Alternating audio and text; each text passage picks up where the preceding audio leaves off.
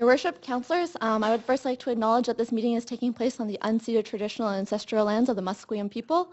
My name is Kathleen Yang. I graduated with distinction from SFU with a degree in political science. I have worked in nonprofits such as the Downtown Eastside Women's Center, the Vancouver Community Network, and served as a collective member at the SFU Women's Center, and was elected to serve a one-year term as Vice President External Relations for the Simon Fraser Student Society Board of Directors. I helped write the sexual violence and misconduct policy at SFU and as a member of their university advisory group. And as a result of my past organizing, I was one of 8 in a pool of 300 applicants to receive a scholarship to attend the Broadband Institute's 2017 Progress Summit in Ottawa.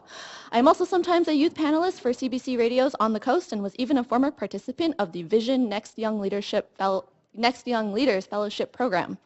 I list all these credentials and titles not because they're important, but because as I learned from Sarah Jama, an activist at McMaster University, people who are unconventional in their leadership are often have to prove themselves 3 times over and have to push 10 times harder to prove that we are credible enough to speak on the issues that directly affect us.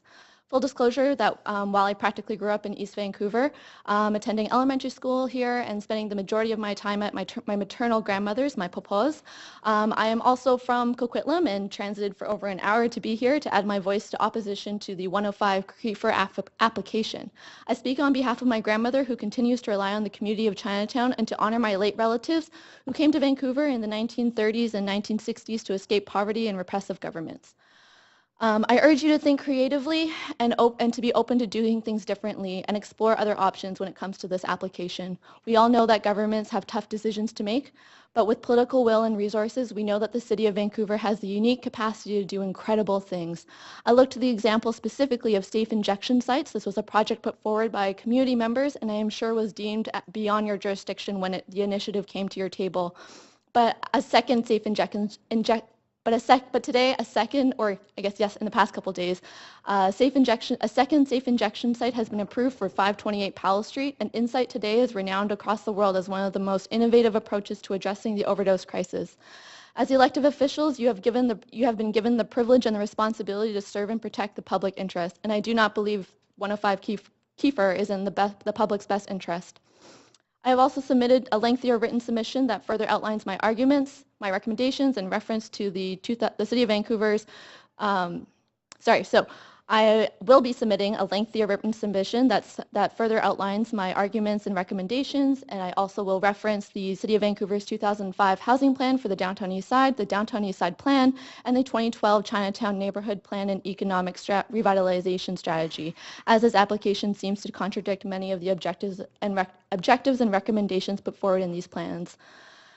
Moreover, I believe that the 105 Keefer application also appears to contradict rezoning policy HA1A, which includes a provision that states the project should respect historic Chinatown in terms of adjacent architectural scale, orientation, massing expression, details, and materials.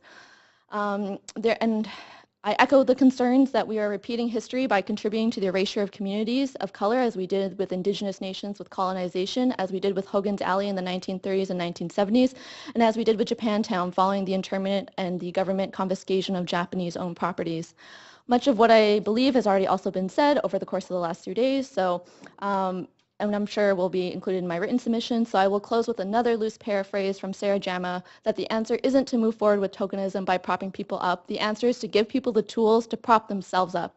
We need social housing, but we also should not accept this act of tokenism and the ultimatum put forward by the BD Development Group with a mere 25 units. We are not asking for a return for the good old days, as another speaker previously mentioned. We are asking you to stand on the right side of history and lay the groundwork to help us create a Chinatown revitalized by actual members of the community. Thank you.